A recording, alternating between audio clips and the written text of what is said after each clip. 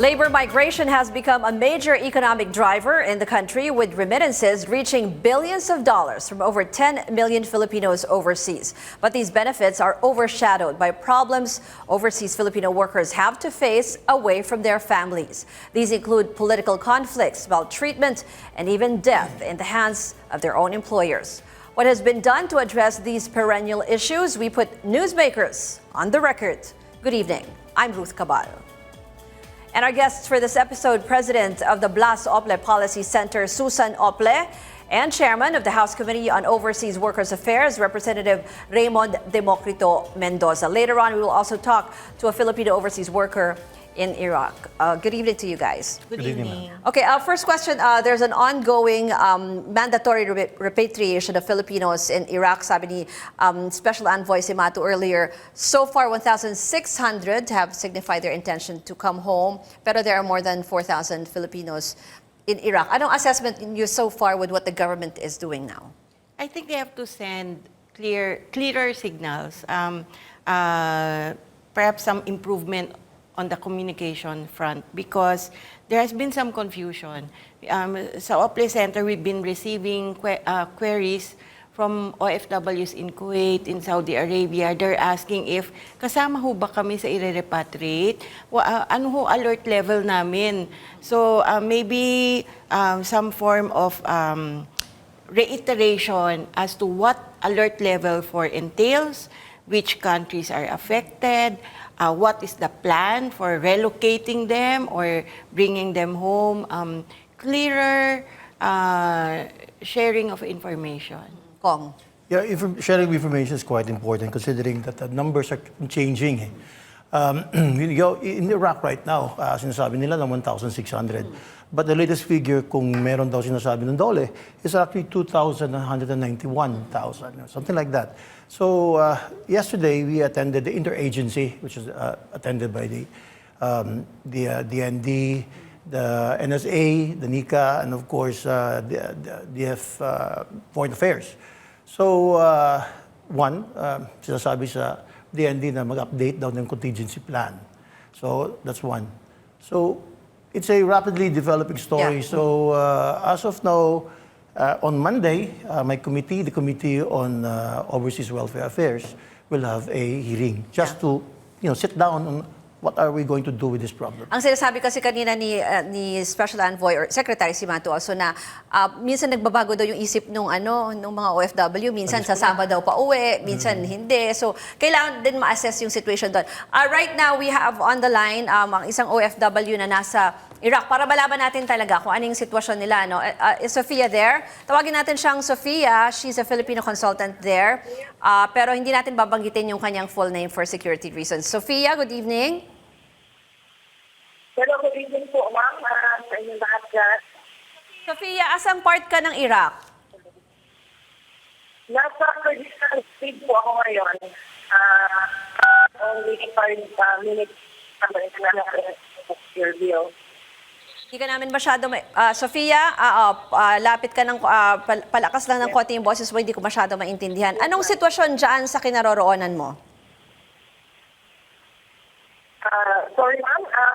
Anong sitwasyon dyan? Parang nararamdaman nyo ba yung gulo? Yung naririnig mo nyo? Malapit ba kayo dun sa area sa Baghdad kung saan may missile attacks?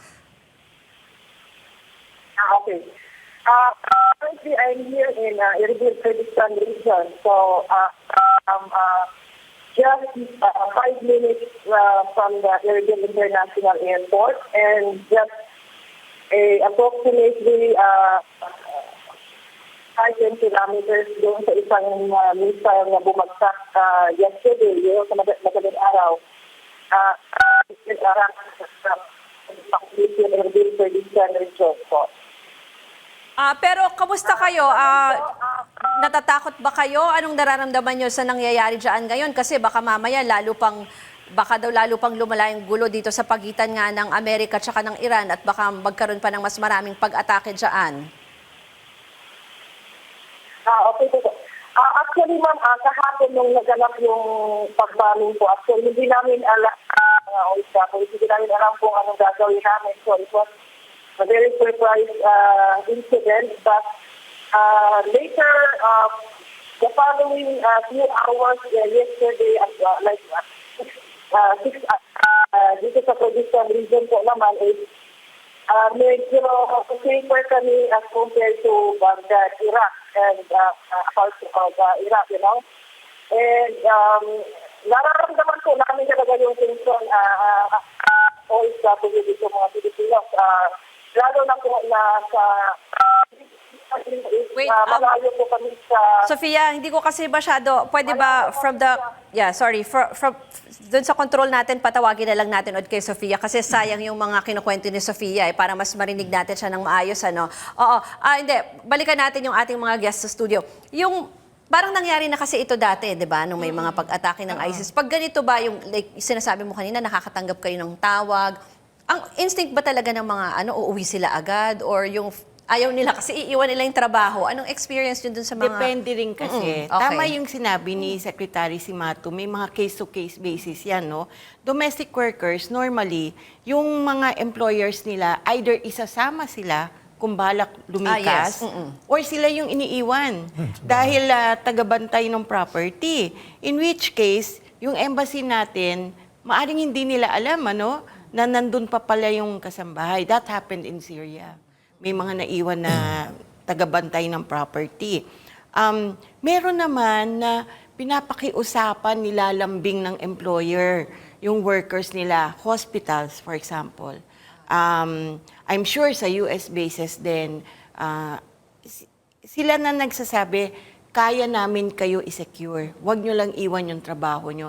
And Filipinos are known for being loyal to their employers, especially kung mataas ang sweldo, triple ang sweldo na makukuha dito at saka maganda yung pakisama sa kanila. Siguro at this point ba, importante yung yung recording muna, 'di ba? Yung i-inform niyo muna yung embassy or kung ano man yung consulate kung nasaan talaga sila ano. Anong unang-unang dapat gawin ng mga Pilipino, especially yung mga kamag-anak na nandun sa Iraq? Una, dapat alam nila kung ano yung number ng embassy, ano yung Facebook page. Dapat din yung embassy handang-handa na magsagot ng kung may magtanong sa Facebook, sa messenger nila, dapat meron talagang dedicated officer na 24/7 tumitingin. Pangalawa, siguro mas maraming may magkaroon ng augmentation. Kasi yung embassy natin sa Iraq, for the longest time, iilang tao lang yan eh. Tingin ko, baka nga, ewan ko kung umabot ng 10 yung staff doon, no? And hindi yan kaagad-agad nakakaikot.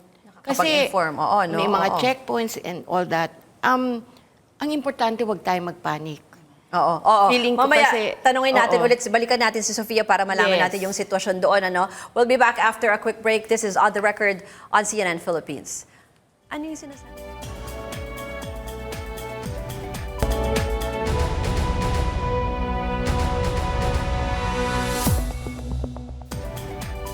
Here on The Record on CNN Philippines, we're talking about the plight of overseas Filipino workers, especially now yung mga nasa Iraq kasi nga meron na dyang mandatory repatriation. Let's go back to Sofia. Sofia is in Iraq.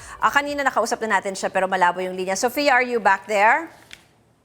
Yes, ma'am. Magandang gabi po sa inyong lahat. Okay, mas malinaw na. Ulit, nasaan ka nga at saka ano yung sitwasyon dyan? May nararamdaman ba kayo dun sa yung tensyon na nangyayari dito sa mga pag-atake nga dito between Iran and the US?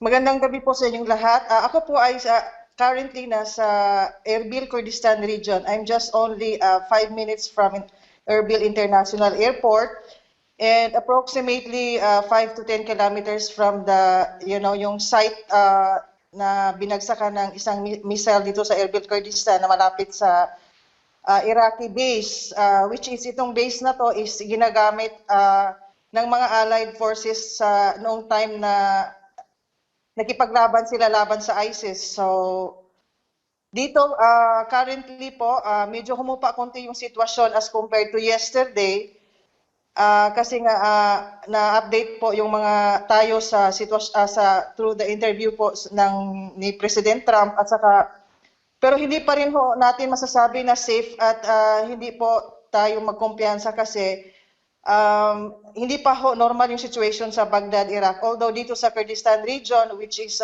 we are more safer here, as compared to Baghdad and other Iraq cities. Pero, so sinabi mo kasi parang 5 to 10 kilometers ka doon sa isang airbase na Yes, no, ma'am, nagkaroon ng Fairview. missile attack. So anong ibig sabihin, Yes. naririnig nyo ba yung pagsabog? Naramdaman po namin, actually, nung madaling araw, it was around almost 1:40 to 2 o'clock in the early morning. So dahil malapit lang po ako, talagang narinig ko po yung parang tremor po sa yung sa land. Pero wala akong nakita na yung spark yung naramdaman po namin yung Okay, tunog. so anong plano mo ngayon? Kasi pinapauwi na yung mga Pilipino dyan eh. Ano na kayo? Alert level 4? Currently po, nandito yung ating embassy po sa Kurdistan regions. They are doing their consular services here. Also, I think they are also consolidating all those Filipinos who want to be repatriated. But personally po, because I'm working here with the Ministry of Electricity in Kurdistan region, so I still have some works to do. So hindi pa ako magpapauwi ng Pilipinas. Naku, sigurado ka ba dyan sa desisyon mo? Hindi ka ba natatakot na kasi baka mamaya magkaroon pa ng mas maraming attack? Ang sinasabi ni Secretary Simato kung aalis daw dyan, umalis na daw ngayon hanggat bukas pa yung mga airports tsaka hanggat hindi pa ganun kalala yung sitwasyon. Bakit ayaw mo pang umalis dahil sa trabaho? Yes po, ma'am. Dahil po sa trabaho at meron po akong kontrata at ano lang po, ang gagawin ko lang po is to be always alert and coordinate with Philippine Embassy. And also, may mga contingency plan po, like I have acquired visa sa Turkey para for immediate evacuation kasi yung Turkey lang po ang pinakamalapit na pwede naming puntahan at lusutan from Iraq. Ano ba yun? By land? Or you still have to Yes, by land. By land. Kaya naman yun by land, yun yung contingency nyo. Yung mga ibang kasamahan mong Yes. Pinoy dyan? So far po sa mga circle of friends po, nag-uusap-usap po kami at nagplano na po kami kung anong gagawin namin kasi dahil nga as of now hindi pa naman po wala pang meeting na nagaganap dito from our embassy. So we are also waiting for them to assist us also on what's their plan on how to exercise this contingency plan of evacuation. Anong sabi ng pamilya mo? Naintindihan nila yung decision mo na maiiwan ka muna dyan? Mahirap pero sabi ko sa kanila I can take care of myself. Also I have a company to take care of me also. Okay. Sinabi na yun sa inyo ng kumpanya na kaya naman kayong maprotektahan dyan. Yes po, ma'am. Okay, sige, maya-maya babalikan ka natin ha. Kausapin lang natin dito yung mga guests natin. Kung yung mga ganitong sitwasyon, di ba nakita naman natin na they would rather stay dahil may kontrata sila. Exactly, diba, narinig mo na she doesn't want to go. But that was also discussed yesterday. I guess the contingency there is to redeploy.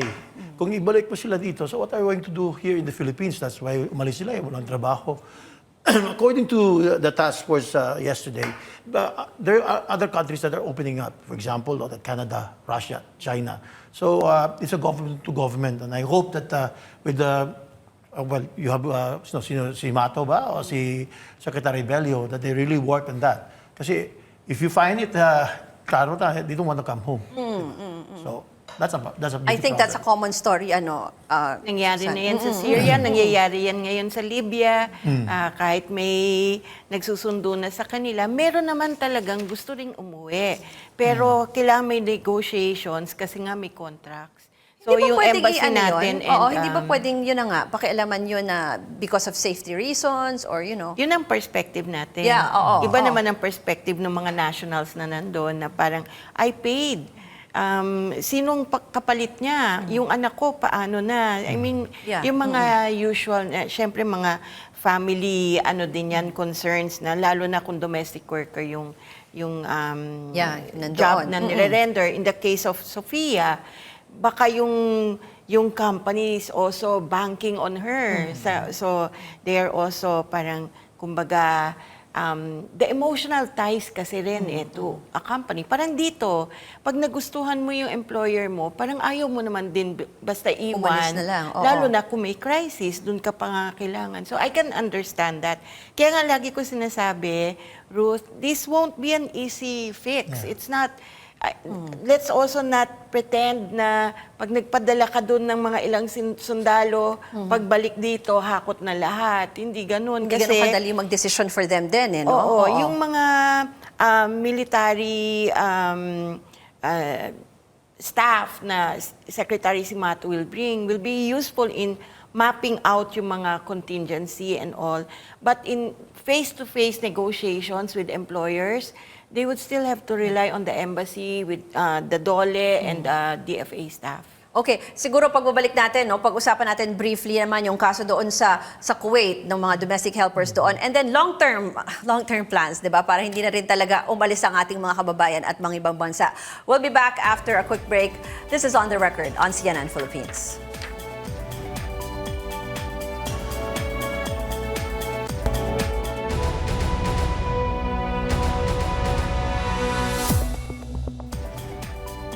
You're watching On the Record on CNN Philippines. We have back on the line si Sofia. She's an overseas Filipino worker in Iraq at meron daw siyang concern. Sofia, are you there? Yes, Yeah, ma'am. oo. Yes, Miss Ruth. Ano yung concern mo nga, Sofia? Ang gusto ko lang itanong po, kasi marami din pong mga kababayan natin dito sa Kurdistan region na gustong magpa-repatriate dahil po yung mga residence card po nila ay may mga iba na hindi nakakapag-renew at saka hindi sila makapagbayad ng penalties. So this forced repatriation is also a chance for them na para makauwi na matulungan man lang ng embassy kung pwede nilang tulungan na para sa hindi sila makapagbayad ng penalty sa exit visa nila. Sige, tanong So natin. kaya po bang tulungan ng embahada natin yung mga kababayan natin na nag-expire na yung mga residence card nila? Okay, siguro si former USEC kasi natin si Jutse. Oo. I think malinaw yung instructions ni Presidente. Lahat ng gustong umuwi, pauwiin na. And given that instruction, I think hindi magiging problema na nangyari na rin kasi yan in the past eh. And yung embassy natin, through our ATN officers, sila yung nag-ayos para Yung mga makauwi. papeles. Kasi yun nga eh, meron pa rin yung bilateral talks na mangyayari on the ground. Even for undocumented, ano?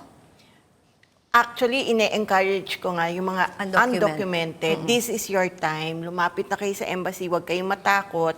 Kasi yung embassy natin ay may directive all the way up from the president na tulungan silang makauwi. Na kahit anong mangyari, talagang pauwiin na sila, Hindi no? ngayon yung time na, uy, yung status ko kasi ganito. Mang problema about the Hindi. status, Basta oo. Pilipino ka, you feel unsafe, the government is there to bring you home. Okay. Sofia, before we let you go, anong mensahe mo na lang siguro to your family and even to the government? Gusto ko lang sabihin sa lahat na as of now, kami dito sa mga OFW sa Iraq region is we feel safer than yesterday.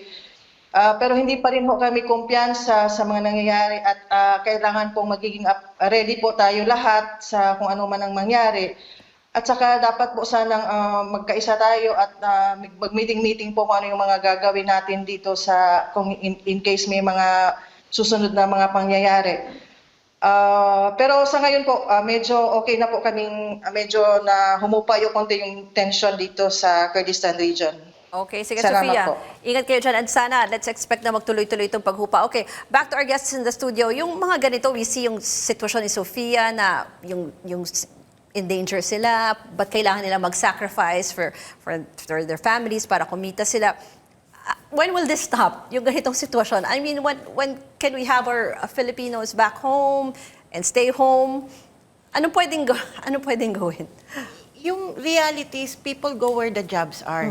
And if they are paid well, then that would be parang lifeline na yan ng pamilya nila. So it's not that easy na sabihin mo, delikado dyan umuwi ka. Kasi ang first and foremost niya is, paano yung edukasyon ng anak ko? Paano yung bahay na pinapatayo namin? So, tingin ko, palakasin nung gobyerno natin yung reintegration program. Ano yung alternatives? Pag bumalik sila dito. Pag bumalik dito, sana may sumalo. And hindi yan kaya ng gobyerno alone. Ang daming companies na nakikinabang sa remittances ng OFWs. Baka naman dapat ngayon sila magtumulong at kung may mga vacancies sila, ibagay na lang. baka naman pwedeng i-absorb nila yung ibang papauwi. Kung di ba si President Duterte would repeatedly say na mas gusto niyang nandito na lang yung mga Pinoy, no? Wag nang lumabas ng bansa para magtrabaho. How can we do that? That is correct, but then again, it's economics din eh. So let's take for example the one who died, si Jeneline Villavende. You have $400 a month. That's about 21,000 pesos. Now, vis-a-vis if you work in South Cotabato, di ba galing siya sa Doon siya. Norala, magkano lang yan kung kasambahay ka? Let's say 5,000 pesos. So Ang layo ng diferensya, oo. So the urge to leave the country is there.